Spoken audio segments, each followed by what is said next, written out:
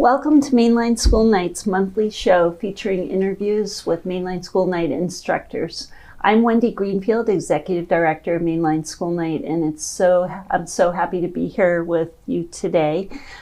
You probably already know that Mainline School Night has been providing classes for adults pretty much in anything you'd want to learn for the last 85 years. But what you might not know is we just began our fall semester, and we have 475 classes for you to choose from, and there's still time to sign up for some of them, pretty much in any subject you'd like to learn. We're back in person this semester for the first time in 18 months at the Kritzberg Center and at Lower Merion High School. And we're also providing online classes as well, and we're piloting. We just did our first hybrid class in which some people can participate live in person and the others live on Zoom. And so we hope you'll look through our catalog. You can find it online and sign up at mainlineschoolnight.org. We also offer trips and tours, so to be sure to check those out as well. Today we're going to be talking to two fabulous MLSN instructors from very, very different disciplines. Our first instructor is Andrew Herron, a partner at Stone Pine Financial, a financial planning firm in Media, Pennsylvania. Andrew's teaching 3 classes this fall to help people prepare for retirement, and his classes are usually full. He's done several for us, and they're very, very popular at Lower Merion High School. Mostly at Lower Merion. Mostly at Lower Merion High School on Tuesday nights. So Andrew, it's great to see you today. Yeah, thanks, Wendy. Thanks for having me. Of course. So why don't we start? Why don't you tell us a little bit about yourself and your background and a little about Stone Pine Financial? Sure. And let me just first say, myself and Kevin Manning, my partner at Stone Pine, it's been a thrill for us to partner with Mainline School Night, and we've been teaching for a number of years now, and it's been a great partnership, and we really enjoy it. And thanks for all your direction and support over the years. Thank you. Yes. You got it. So, but as far as introduction, I've been in the greater Philadelphia area for a number of years now. I went to high school out at Great Valley High School in Malvern, and then I went to down the road to Villanova University for college. And then I was living in Philadelphia for a number of years, and now myself, my wife, and our 2 young boys were in Swarthmore. And it was back in 2015 that myself and actually a very good friend from Great Valley High School, we founded Stone Pine Financial. And we founded it based off of the idea, we've both had been working in the industry for a long time already, based off of the idea that we didn't think that enough people were really focusing on helping folks through the transition to retirement. And there's such an important, critical period in people's lives, and that was the emphasis for founding Stone Pine. That's really awesome. I know from personal experience that it's really needed, trying to navigate through, when you're of age to get onto Medicare, and also deciding when to retire, and all of those decisions are very, very difficult. So you're providing such an important service. I was wondering how teaching differs from what you do during the day, from your daily work. Yeah, good question. I would say it's actually a lot of it's very similar, actually, because during the day with our clients, we're talking with people about these critical decisions, transitioning to retirement, and it's the same exact information that we're providing in the classes. Really trying to go through these fundamental processes and the foundational principles about what you need to be doing and thinking about to make good decisions. And so it's the same information. Then we feel privileged. We get to share that with the greater community and hopefully get some good information out there. Well, you provide such an important service. So maybe you could tell our viewers a little bit about, and I know they'd have to take your class or make an appointment with you professionally, but just maybe a little bit, maybe some advice you'd give to someone regarding what age they should retire and how they make that decision and things to consider when planning to retire. Yeah, that's It's probably your class, but you're right. That's ultimately, when you break it down, that's what everyone wants to know, right? When can I retire? So you're right. There's a lot of information and things that have to be considered there. But a few things that we think about, or a few milestones. The age of 65 is really important. Mm-hmm.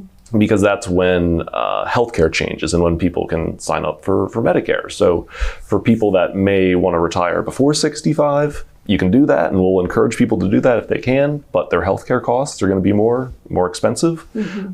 But before then when dealing with Social Security, you have to figure out the right age to claim for yourself and maybe your spouse. And ultimately, when, beyond looking at all of the financial numbers and trying to figure out when people are ready, it's also a big mental shift to retire, because what we find is that so much of people's lives and their self-worth is kind of embedded in their work that they've been doing for decades, and it can be a big shift to not have that anymore. And so one thing we talk about in the classes, we talk about it with our clients, is, well, before you retire, let's try to take some time and come up with a plan for what you will be doing when you do retire. And that, I think, can be really important too, to ultimately then figure out what the timing that makes sense for you and your family. Mm-hmm. Yeah, that's really interesting. And I know from my own experience, I think the retirement age for Social Security, in terms of when you can accrue benefits and not get penalized or get a reduced percentage of what you can take out, that's been changing a little bit. So it's no longer 65. I think in my case, I think it's 66. That's right, and it's and in our class that we teach on Social Security, it's what people quickly realize is, and some people have already realized this. There's Social Security is not straightforward at all. Right. There's so many little decisions and hundreds of different choices about when you could start claiming.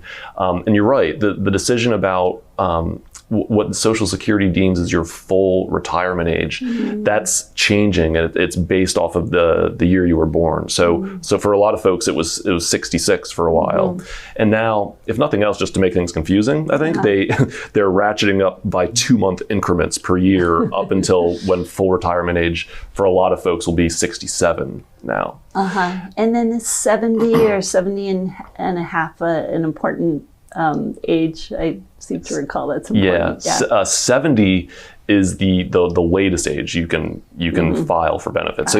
So most folks, you have a window between age of 62 and 70. For some folks, it's actually 60 to 70, but for most people, from 62 to 70, that's when you have your choices of when you can start to file. And if you start earlier, they pay you less. If you start later, they pay you more. And so it's trying to figure out for your situation, what, can you afford to wait later? If you start earlier, to what you were referencing earlier, there's this earnings test. If you're still working, they're going to withhold benefits if you file early. So usually that doesn't make sense.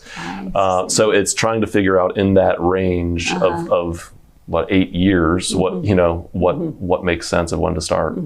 Wow, that's really fascinating.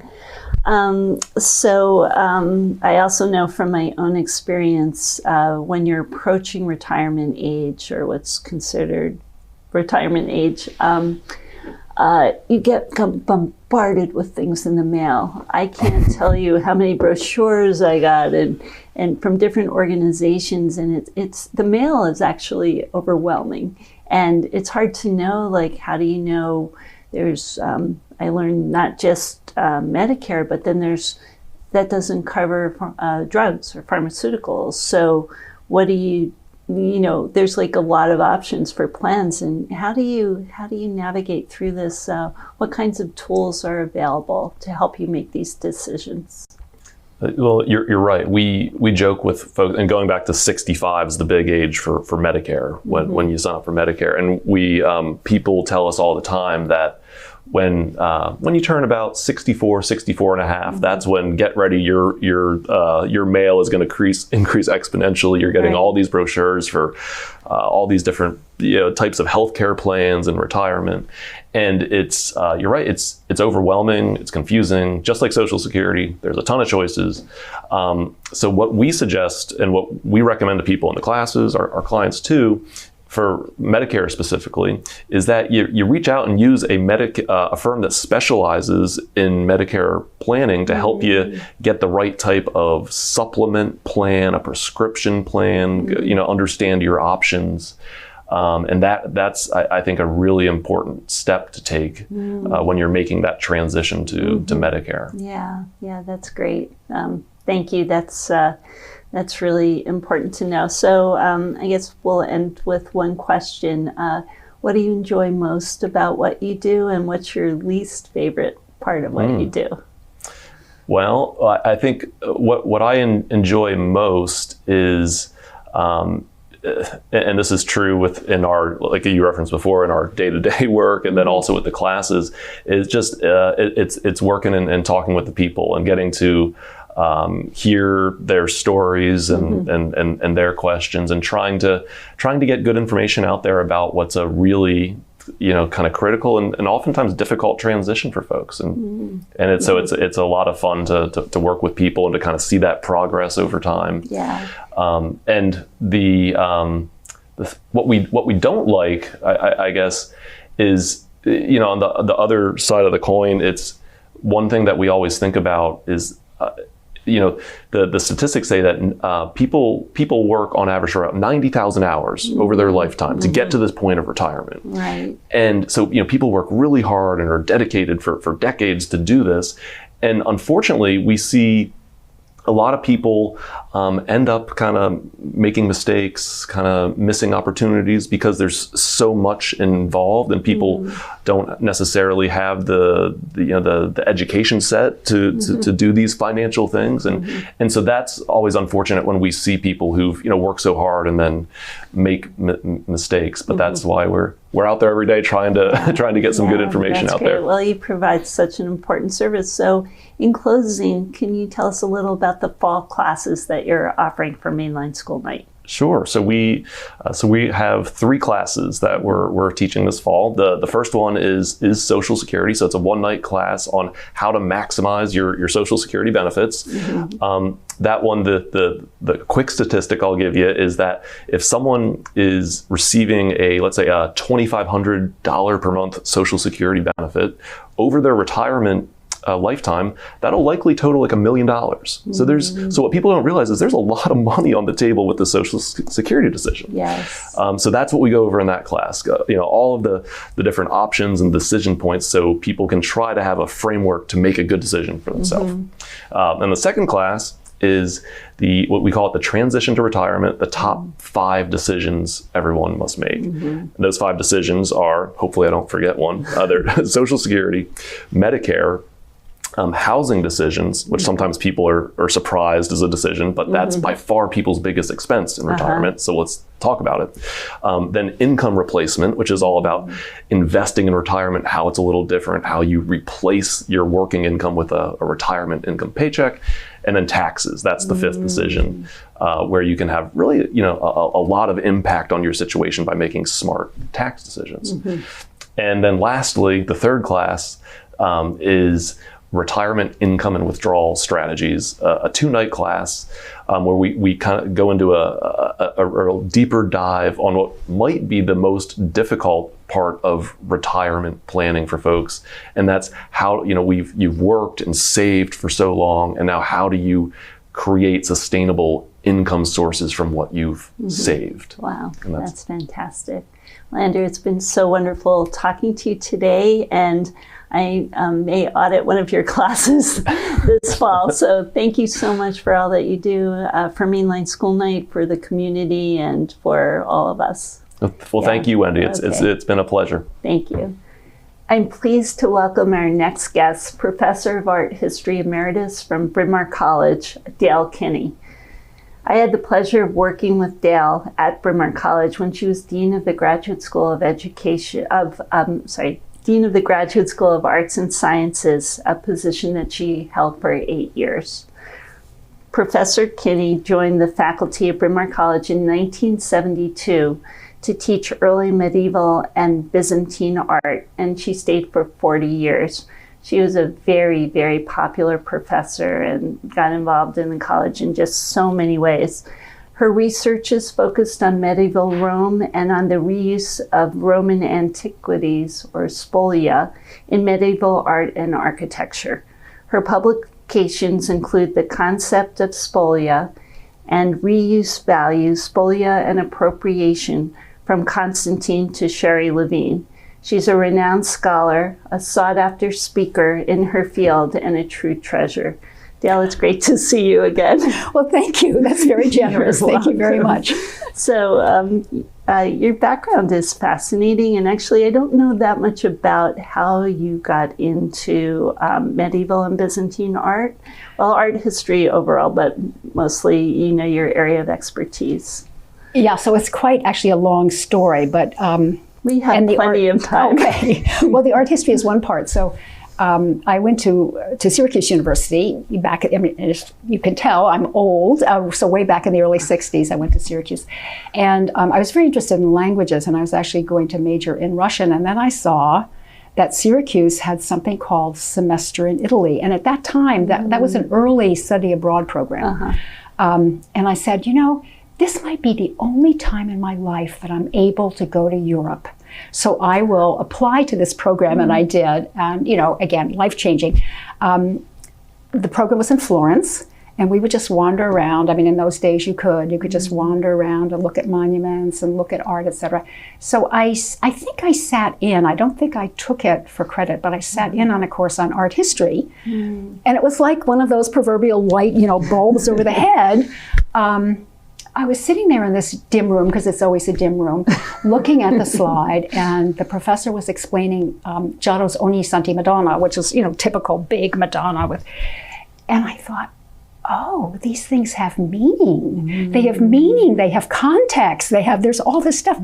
I must learn more. So I fell in love with art history, and I went back to Syracuse, although I did major in Russian. I took a lot of art history courses, and then when it came time to go to graduate school, I said to myself, do I want to spend years doing research in the Soviet Union? Or do I want to go to places like Italy with that? So, of course, I applied to graduate schools. It was very difficult to get in with my lack of background, but I was very lucky to get into the Institute of Fine Arts at NYU. And my first semester, the student advisor signed me up for totally inappropriate course. I mean, they were so specialized. One was Middle Egyptian art of the Middle Kingdom. Not even just, and there were students in that class who were identifying the slides by reading the hieroglyphs. And I with zero knowledge of it. But there was another course, Byzantine art, that was taught by a wonderful professor. He was one of several at NYU who were Jewish emigres, who had to leave Germany because of the Nazis. And so everything was coming in a thick German accent. It was not always easy to understand what's going on. But he was very fussy about these slides, and he showed these gorgeous slides of, again, Middle Byzantine, these 11th century mosaics with their big solemn figures looking very serious, and these glorious gold backgrounds and I thought, this is the most beautiful thing I've ever seen. I have to learn about this. So I took more courses, and ultimately was going to write a dissertation actually on the Church of Hagia Sophia in Thessaloniki. But my advisor, who was another German professor, said, the Greeks, they're very jealous about their monuments. You won't get the permissions you need. Here's a nice church in Rome. So I worked on this church in Rome, and the rest is history. I mean, so I knew Byzantine. I knew early Christian from my studies. My specialty was actually the 12th century, but when I came to Bryn Mawr as a substitute, James Snyder was there, great scholar. James Snyder, great scholar of what we call early Netherlandish art. And the 12th century was his. So I did the earlier part. I see. Wow, that's great. And I guess you stayed. And I stayed. I was very fortunate because I really just came as a leave replacement. I see. And then I was kept on as another leave replacement, and then another. And finally they said, we've got a fish or cut bait here. But it involved adding a line, and they were able to do that. That's fantastic. It was, I'm sure they're very pleased with that decision. It was probably one of the best decisions that they made. So we're very excited for your master class. Mainline School Night is new to master classes, and so for those people who don't know what they are, the way we use the term, it's for mostly college and university professors, usually mostly local, but with Zoom we have some from far away as well. And it's a chance for professors to take a deep dive, or for the students to take a deep dive and learn more in depth about the professor's research and area of focus. And so the title of your class is really compelling, I think. The Decayed, the Bad, and the Ugly, Repurposing Ancient Monuments. And I know that it starts on October 14th, and I'm hoping to attend. And then it runs for 3 sessions. So my first question would be, can the ancient strategies for dealing with monuments whose subjects fell into disgrace or oblivion tell us anything about the contemporary treatment of Civil War figures, for example? There's just been so much written and so much controversy about all of this. And so I don't know, I was really curious about the relevance of the Byzantine era and all of those things and your area of research to modern day.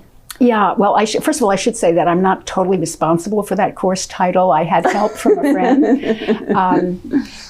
So when you asked me to do this course last spring, I actually wasn't thinking about the monuments controversy, which was, well, it was already, quite heated, but not even as much as it is now. It's based on my work on spolia, which are, well, in the most narrow definition, they are pieces of antiquity that are reused in later settings. So, for example, in my church in Rome, all of the column capitals are reused Roman capitals, and some of them actually have pagan gods on them. So so that's how I got interested in spolia.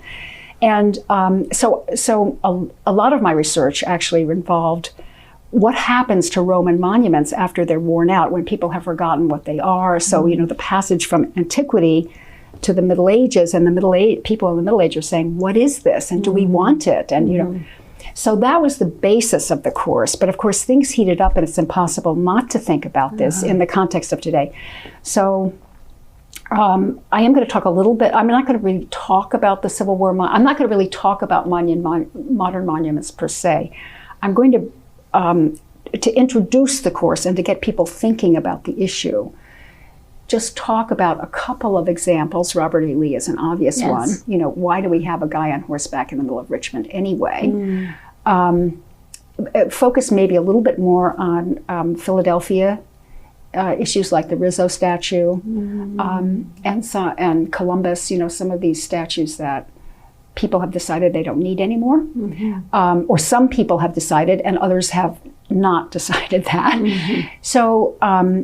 Just as a way, not so much to find analogies, although I do think there are some analogies between today and the deep past, but to provoke thinking about the past about today that people can bring to the past, and vice versa then. When they learn about what happened in the past, maybe it will be helpful to think about what's going on now on broad issues, not specifics, but broad issues like who gets to have a monument, who has the power, whose charge is the monument now. I mean, one reason that there's so much, I think, I don't know what to say, disruption or so much discontinuity with the monuments issue today is that we don't have any national body that oversees monuments the way in Germany they have the Denkmalpflege, which is a national body. In Italy there are all these Soprintendenze ai Monumenti.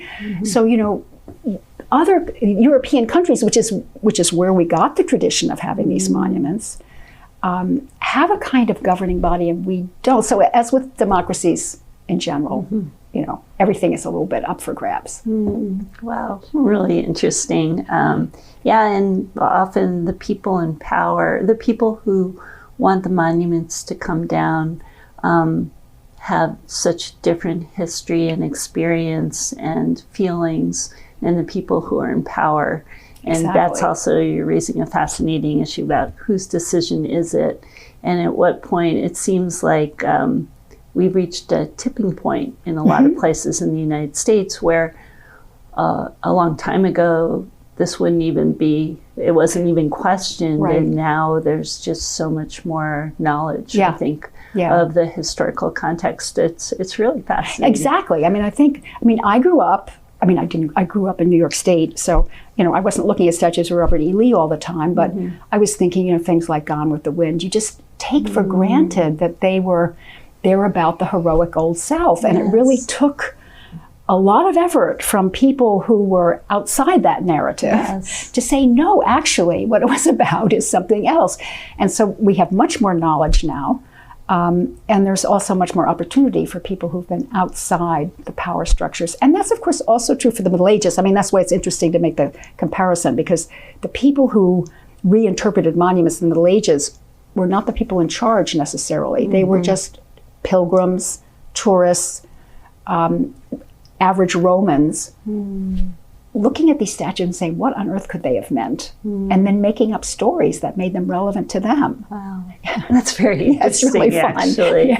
Yeah, so I have just a few other questions. So I've noticed that your research has just grown exponentially in your retirement. And I imagine it's because you were so busy with your administrative responsibilities and teaching. And also, I know you're a real sought after speaker. You're going to Italy soon? I hope. Yes. I hope so. Yes. Yes.